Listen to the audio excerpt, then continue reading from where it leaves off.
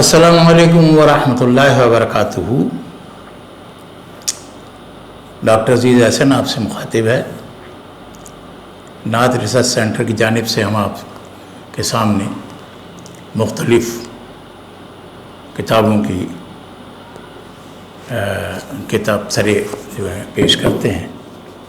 آج ہمارے سامنے جو کتاب ہے وہ سمیہ ناز صاحبہ کی ہے، یو کے اور یورپ میں نعت کی روایت۔ سمیہ ناز صاحبہ شاعرہ بھی ہیں، نعت گو شاعرہ ہیں، نعت خوان بھی ہیں اور نعت پر تحقیقی کام بھی کرتی ہیں۔ 24 برس سے لیڈز میں برطانیہ میں نعت یا سرگرمیوں کی روح رواں ہیں۔ نعت ریسرچ سینٹر برطانیہ سے بھی منسلک ہیں اور ریڈیو ٹی وی پر نعتیہ پروگرام بھی کرتی ہیں۔ نور ٹی وی برمنگم میں سینٹر پر بزم نور کی روح رواں بھی ہیں۔ ان کے نعتیہ مجموع میں خزینہ نور ہے، خزینہ رحمت ہے اور صاحبان کرم شامل ہیں۔ تو یہ اب انہوں نے اپنی تحقیق کی ایک جہت کو سامنے لانے کی کوشش کی ہے، اور وہ یہ ہے کہ یورپ میں یو کے اور یورپ میں نعت کی روایت کیسے قائم ہوئی اور کن کن لوگوں نے اس میں حصہ لیا۔ تو اس میں بہت سارے لوگ ہیں جو یہاں سامنے آئے ہیں۔ سمیہ ناز بتاتی ہیں کہ اس تذکرے میں صرف یورپ اور یو کے یعنی انگلینڈ کے نعت گو شعراء ہی شامل کیے گئے ہیں۔ نعت گو شعراء کو الف بائی ترتیب سے شامل کیا گیا ہے۔ نعت خدمات کے علاوہ دیگر سماجی و ادبی خدمات کا تذکرہ کم کیا گیا ہے۔ جتنے قوائف فراہم ہوئے انہی کی روشنی میں یہ تذکرہ مرتب کیا ہے۔ اس لیے جن شعراء نے تفصیلی قوائف بھیجے ان کا تذکرہ مفصل اور زیادہ مکمل ہے۔ جن شاعروں کی زیادہ تخلیقات موصول ہوئیں ان کی 3 چنیدہ تخلیقات شامل کی گئی ہیں، اور جنہوں نے 3 یا اس سے کم بھیجی ان کی سبھی تخلیقات شامل کر لی گئیں۔ یہ انہوں نے پیش لفظ میں لکھا ہے، اور یہ ایک ہدف بنایا ہے انہوں نے کہ یورپ کے اور یو کے میں رہنے والے خاص طور سے جتنے بھی نعت گو شعراء تھے یا نعت کسی نہ کسی سطح پر کہہ رہے تھے، ان کو انہوں نے دعوت دی، انہوں نے اپنے قوائف بھیجے، اپنا کلام بھیجا، تو انہوں نے ایک تذکرہ سا بنا دیا۔ تو یہ اس تذکرے میں انہوں نے ڈاکٹر ریاض مجید نے اس کے اوپر اپنی رائے دی ہے، یو کے اور یورپ میں نعت کی روایت سمیہ ناز۔ تو یہ کہتے ہیں کہ گزشتہ 5 صدی سے تقریباً 1970 سے نعت حاضر کا وہ درخشاں دور شروع ہوا ہے جس میں تخلیقی، تحقیقی اور تنقیدی طور پر اس مبارک صنف نے بہت ترقی کی ہے۔ ان جہتوں کے علاوہ ترتیبی طور پر نعت رسول اکرم صلی اللہ علیہ وسلم کے اشرا با اشرا 20 نمونے سامنے آئے۔ ان ترتیبی کاموں سے میری مراد منتخبات نعت ہیں جن کی کثیر تعداد نے نعت کے کام کو آگے بڑھایا ہے۔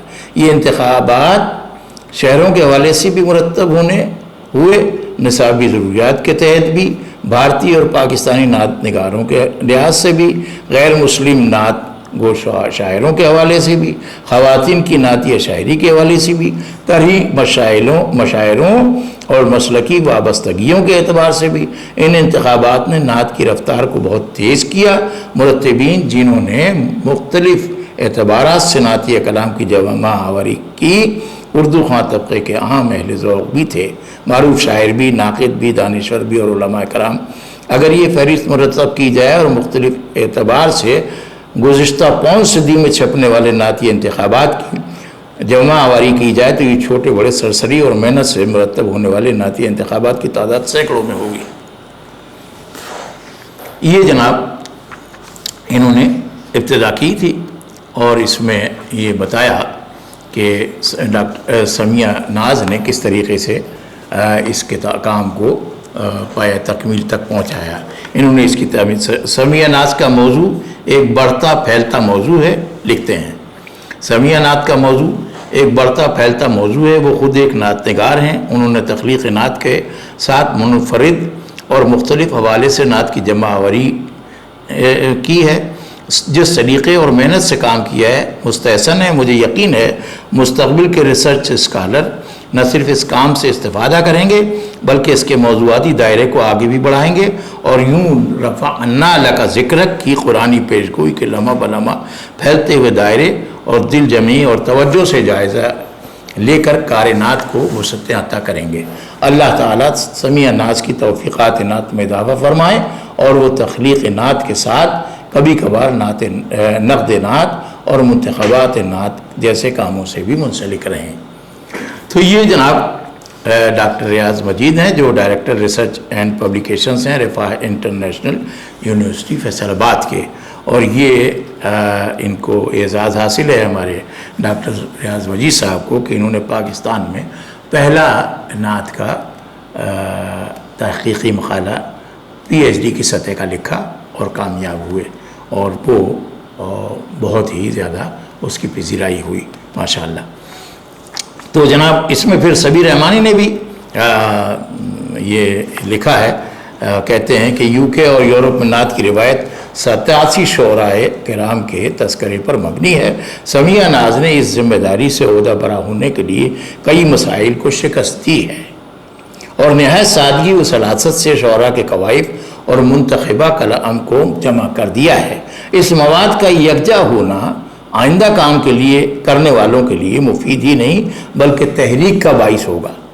عصر حاضر میں جس طرح نقد نعت کی ضرورت و اہمیت کا احساس کیا گیا اور نتیجتاً تحقیق و تنقید کے معاصر منظرنامے میں جس طرح نقد نعت کا باب واقعی صورت میں سامنے آیا، وہ اپنی جگہ تمانیت کا باعث تو ہے ہی، لیکن اس کارگزاری نے اس امر کی نشاندہی بھی کی ہے کہ بنیادی ماخذ کی حیثیت سے تذکروں کی اہمیت و افادیت سے اغماض نہیں برتا جا سکتا۔ الحمدللہ اب نقد نعت کے جملہ مسائل اور تقاضے نہ صرف اہل نقد و تحقیق کے پیش نظر ہیں بلکہ ان کے حوالے سے پیش رفت بھی خوشکن اور اطمینان بخش ہے، جس میں گرمی بھی ہے، حرکت بھی، توانائی بھی۔ میں نعتی ادب کے بے پناہ فروغ کی دعا کے ساتھ سمیع ناز کو اس کاوش پر مبارکباد پیش کرتے ہوئے مستقبل میں ان سے مزید وقی کاموں کی امید رکھتا ہوں۔ سبیر رحمانی، مدیر نعت رنگ، بانی و چیئرمین نعت ریسرچ انسٹیٹیوٹ۔ تو یہ جناب بہت زیادہ کام ہوا۔ پھر ہمارے شاکر القادری صاحب فروغ نعت کے مدیر ہیں، سہ-ماہی فروغ نعت اٹک سے نکالتے ہیں، اور بانی و چیئرمین ہیں اکادمی فروغ نعت پاکستان کے۔ انہوں نے بھی اس میں ان کی اس کاوش کو سراہا ہے۔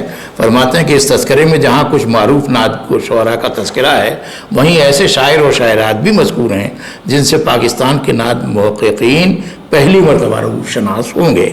اس تذکرے سے UK اور یورپ کے نعتی ادب پر تحقیق و تنقید کے مزید کئی زاویے منظر عام پر آئیں گے۔ ہمیں یقین ہے کہ یورپ کے نعتی ادب پر تنقید و تحقیق میں یہ کتاب بنیاد کا پتھر ثابت ہوگی۔ اللہ تعالیٰ سمیع ناز صاحبہ کے اس تحقیقی کام کو سبھی نعت متعلقین کے لیے خیر و برکت کا باعث کریں۔ یقیناً سمیع ناز صاحبہ کے اس کام کو خوب پذیرائی ملے گی۔ ہم بہت پر امید ہیں کہ سمیع ناز صاحبہ کا یہ تحقیقی سفر مزید آگے بڑھے گا اور اس طرح کے دیگر کام بھی سامنے آئیں گے۔ آمین بجاہ نبی الامین الرؤوف الرحیم۔ پیرزادہ سید شاکر القادری چشتی، مدیر سہ-ماہی فروغ نعت رنگ اٹک۔ آصف اچھا، یہ الف بائی ترتیب سے انہوں نے پیش کیا ہے۔ الف مدا کو پہلا رکھا ہے اور پھر یا تک یہ آئی ہیں، اور اس میں ظاہر ہے کہ یہ 260 صفحے تک یہ کتاب پھیلی ہوئی ہے۔ اور پہلا نام جو ہے اس میں جناب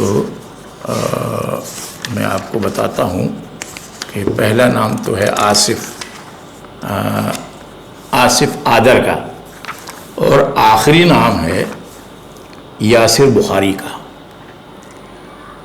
اب ظاہر ہے کہ اتنے 260 صفحے کی 260 صفحے کی کتاب ہے، تو اس میں جتنے لوگ آئے ہیں ان کے سب کے نام تو نہیں بیان کیے جا سکتے، بتائے جا سکتے ہیں، لیکن یہ ضرور ہے کہ اس میں ان کا کلام بھی شامل ہے اور ان کے قواعد بھی شامل ہیں۔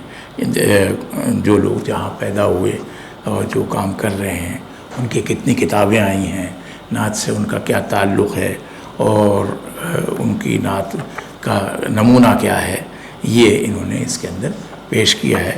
ظاہر ہے کہ اردو مرکز یعنی پاکستان اور ہندوستان سے باہر کس طریقے سے اردو پروان چڑھ رہی ہے اور کس طریقے سے وہاں اس زبان کے فروغ میں تقدیسی ادب کا حصہ شامل ہو رہا ہے، یعنی تقدیسی ادب کی وجہ سے وہاں زبان جو ہے پھل پھول رہی ہے، اور تقدیسی ادب میں سب سے اہم نعت ہے، نعتیہ شاعری ہے۔ ظاہر ہے کہ نعت جو ہے وہ واحد صنف سخن ہے جو تخلیق کائنات کا مرکز رسول اکرم صلی اللہ علیہ وسلم کی ذات کو جانتے ہوئے اور حضور اکرم صلی اللہ علیہ وسلم کی رسالت کی مرکزیت کو پہچانتے ہوئے، جانتے ہوئے اور اس کا اظہار کرتے ہوئے وجود میں آتی ہے یہ صنف، اور اگر یہ نہیں ہے تو پھر کچھ بھی نہیں ہے۔ بمصطفیٰ بھی رسا خویش را کہ دی ہمہ اوست، اگر بہو نہ رسیدی تمام بولا حبیب۔ تو یہ حضور اکرم صلی اللہ علیہ وسلم کی محبت اور پھر آپ صلی اللہ علیہ وسلم کا تذکرہ، چونکہ نبی اکرم صلی اللہ علیہ وسلم کے حوالے سے اللہ تعالیٰ نے یہ پہلے ہی فرما دیا کہ اے نبی، اے رسول، ہم نے آپ کے لیے، آپ کی خاطر آپ کا ذکر بلند کیا ہے۔ تو وہ ذکر بلند کرنے میں شعراء کا حصہ تخلیقی سطح پر ہے اور یہ شامل ہیں، اور اس سے یہ تذکروں سے یہ فائدہ ہوتا ہے کہ جن لوگوں نے بھی نعتیں کی ہیں، کہیں ہیں کم کہیں ہیں، وہ پھر اپنا تذکرہ دیکھ کے اور چاہیں گے کہ تاریخ ادب میں ان کا نام آئے، تو وہ پھر زیادہ تشویق کے ساتھ اور محبت اور جذبے کے ساتھ نعتیں کہیں گے، اور پھر تنقیدی نظر بھی اس میں پیدا ہوگی، اور انشاءاللہ نعت کا یہ چمن پھولتا پھلتا رہے گا۔ السلام علیکم ورحمۃ اللہ وبرکاتہ۔